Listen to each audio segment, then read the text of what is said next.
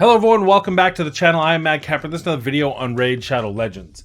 Hey, it is Thanksgiving up here in Canada, and to all of my fellow Canadians, happy Thanksgiving weekend to you. Just reaching into it. By the time this drops, it'll probably be Friday, and I'll be on my way to my parents' place. So there will be no Twitch streams. I'm sorry, there'll be no videos other than this one until I get back on Monday. At that time, I'll probably make a video. I'll try to, and I'll probably even try to make up a couple streams, maybe Monday night stream, depending on how early I get back, and then we'll see for like a Wednesday night or something. But we'll figure it out. I'll do a couple streams next week to make up for the Friday and Sunday miss.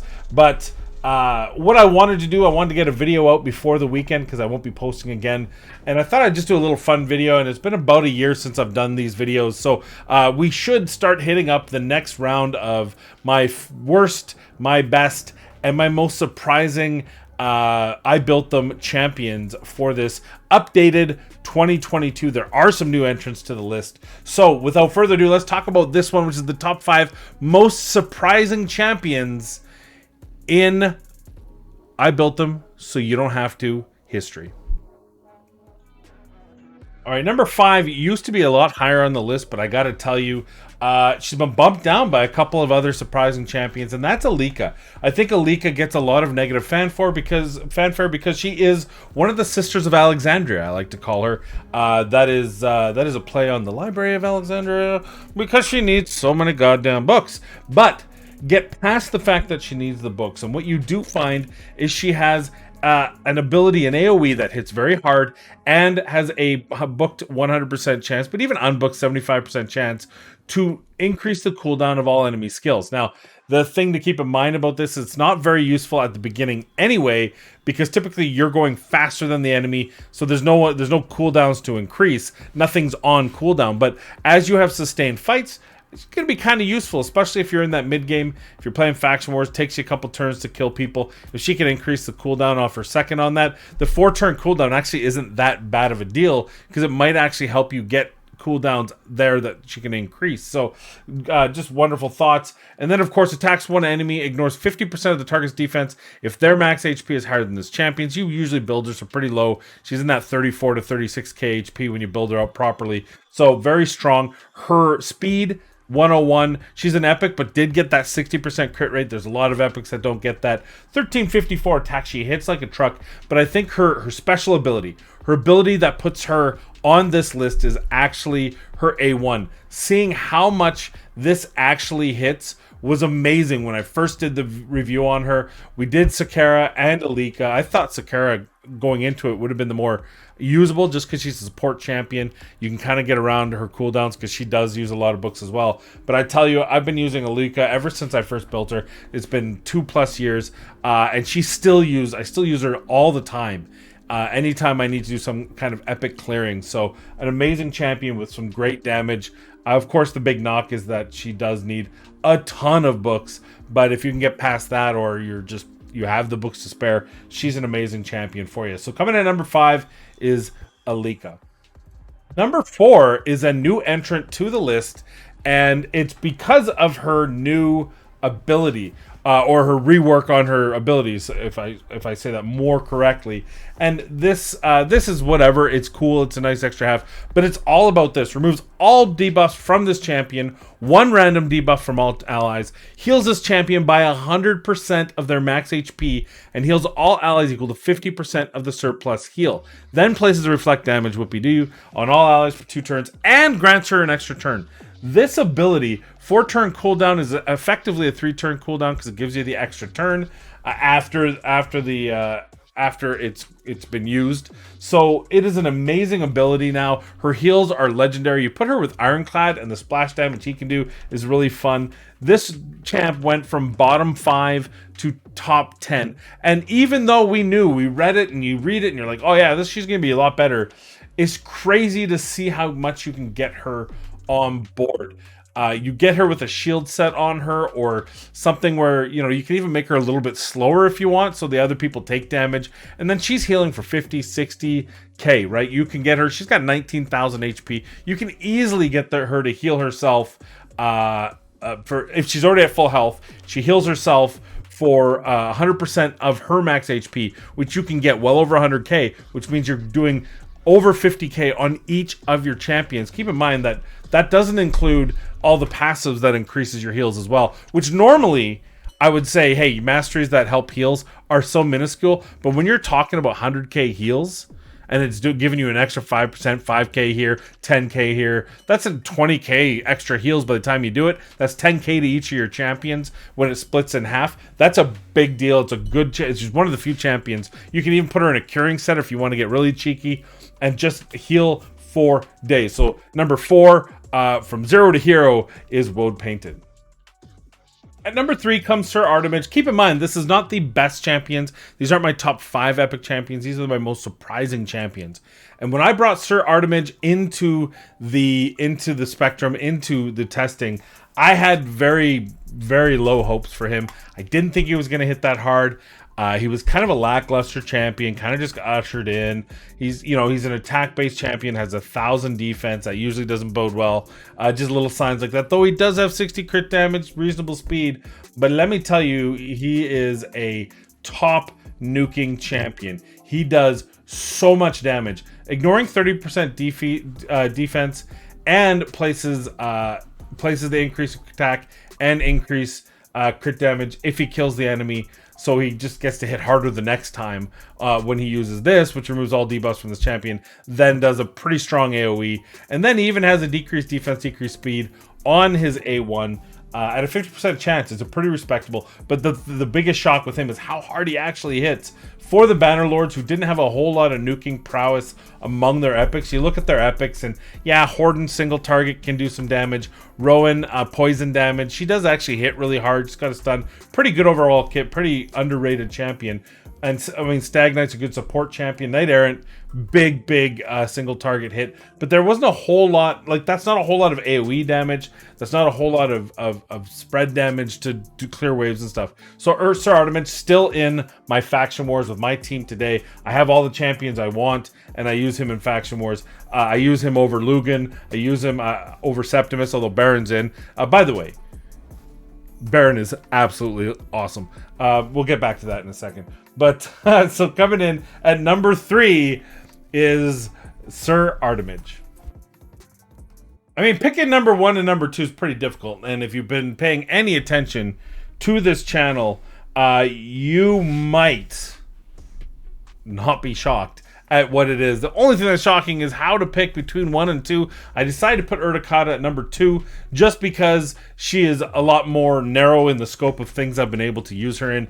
But let me tell you, she has put the most damage I have been able to get out of a single champion in the clan boss in the Demetha comp. She has done more damage than Chigurh. She's done more damage than Draco. She's done more damage than any other champion I've put in there. She topped 46, 47. I mean, it wasn't a whole lot more than Chigurh, but it was. And Chigurh's in Toxic Gear in order to get that extra damage. She isn't. Absolutely everything about her in that clan boss was absolutely shocking. It was shock and awe. It was amazing. It was wonderful. People laughed. They cried. And I gotta tell you, just, you know how fun it is? How surprised, like, no one was gonna guess that damage. No one guessed that damage, and you could tell that no one guessed that damage just from the amount of you that watched that video. It's only a week old. It's been that recent, but it's been my best viewed video out the gate, maybe on the channel, other than my early Unkillable videos. And it's just because I don't think any of you actually believed. And her damage is obscene, and it's awesome. And I can't wait to try her in more comps and try her in different things. Still want to get her involved with a Geomancer in a Geomancer comp. See if we can get that done. I'll need to swap in Deacon so I can still get the defense down.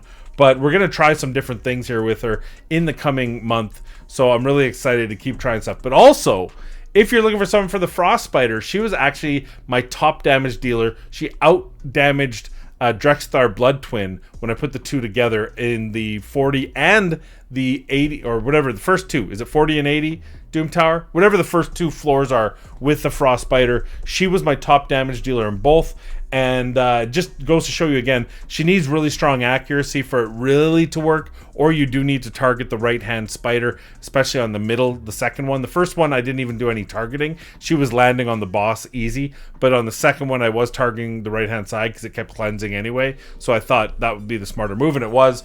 Great champion for the Frost Spider as well, so, or whatever. It's called Frost Spider? Yeah, it's called Frost Spider. So, number 2 on my list is Urticata.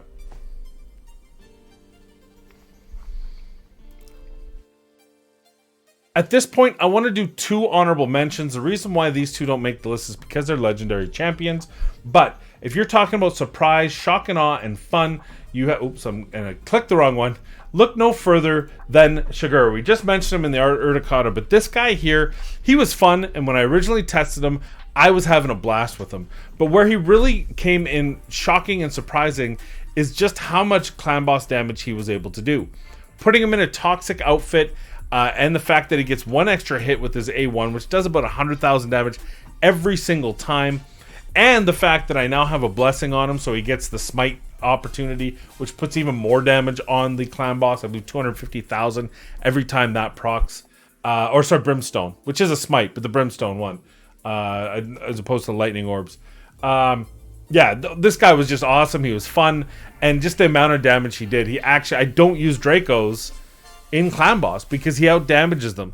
And yes, there is a caveat to that because he doesn't have a weaken. You have to have a weaken champion, but I'm using Brachus for the weaken and for force affinity anyway, so it was just a win-win. And he doesn't have to be Brachus, but either way, Chigurh, just the amount of damage he can output on the boss, and the fact that he's getting your whole team to do so much damage because of this increased attack in all battles, which is so good. If you can get a champion that has this on your clan boss team, every champion that is attack based, whether they're a support champion or not, it just does extra damage. So it's a nice overall one and very surprising. And the other one, hot off the press, that we have to talk about, the other honorable mention is Baron. I have not had this level of fun playing Arena. I actually was dipping my toes in Platinum just because I couldn't stop playing. This guy is just crushing shit. I'll tell you, I had Lady Kimmy and Kymar as my 2 leads in my speed farm team with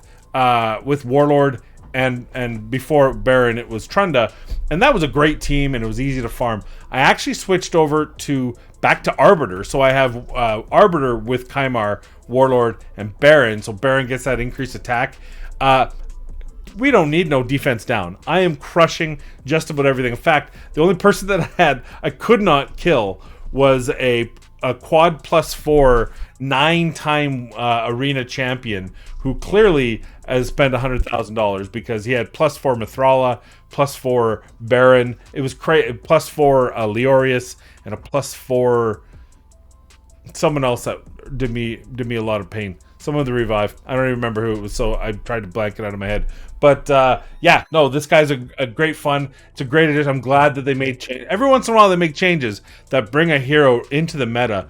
And I mean, this has just been #1 meta killer. And this not Sky Piercer, ignoring shield, ignoring block damage, and 50% of the target's defense is just debilitating in the most sweetest way possible. So special mention to Baron. But next, let's talk about our #1 champion. Well, this shouldn't be a surprise to you. I have been singing the rooftops the praises of Whisper in this game for 2022. She was ahead of her time. She was an Amazon champion. You were able to get her free from having an Amazon Prime link with your account in Twitch. It was a promo they did. They've never done it since. It was a great promo for me. And she was kind of fun for about the first week, and then everyone forgot about her. But then they put in level 21 through 25 dungeons. They put in Doom Tower bosses. They put in Hydra. And everyone forgot that Whisper, this is what she does. Now, could she outdamage enemy max HP on Dragon 20? Nope. Can she on level 25? Yep. She's Void Affinity. You don't have to worry about Affinity. You just have to keep her alive long enough to deal the damage. And let me tell you what, it's all about this right here. Not only does it have a 10% chance of granting an extra turn whenever this champion lands a critical hit, increases the damage inflicted on bosses by 20%. Plus, you use this first, increases your crit rate. You build her for 70% crit rate, and that just gives you more attack, more crit damage. This here, she gets an extra turn if the target's under decreased defense and weaken.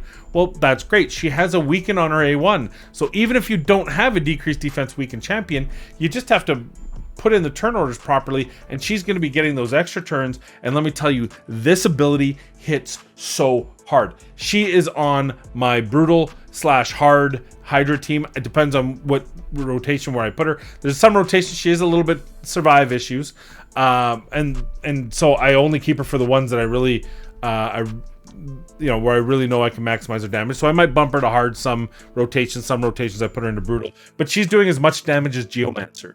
She is equaling, this is not a meme, she is equaling Geomancer's damage in the Hydra. She's in Doom Tower bosses. I use her in the Magma Dragon. I use her in Guardian Dragon. I use her for Dragon 25. I used to use Arminger in Reflex Gear to get his enemy max HP to proc. I was getting that procking every time. I shaved off 10 seconds I shaved off 10 seconds by putting her in, and another 10 seconds when I got her as a blessing. I actually have her as a level 4 or 5 Whisper. So yeah, she's everything she does crazy. She is amazing. If you have not seen my video on this champion, if you do not know the blessing and the praises that Whisper is, check it out, because she is a behemoth of damage. If you have the right team to keep her alive, then she is absolutely someone you want to use on your team. So that is it. Those are my top 5 most surprising champions that I have built for the Raid Shadow Legends. I built them so you don't have to series. What do you think? Are there champions that you feel epics that people overlook more than someone like Whisper and Urticata? Let me know in the comments down below. Also, feel free to like, subscribe, notify, and share it among all your friends so that we can get towards that 8,000 sub count. That is my never-ending goal, to get to we're going to use our words in this one, to get to the test server, so that I don't have to spend so many resources to make some of these videos for you guys. It'd be really nice to test out new epic champions as they first come out, so I can get you a first look as part of this series. So help me, and then as a byproduct, also help you by getting me on the test server. But most importantly, I want to thank you for watching the video, and please be kind, be safe, and we'll see you in the next one.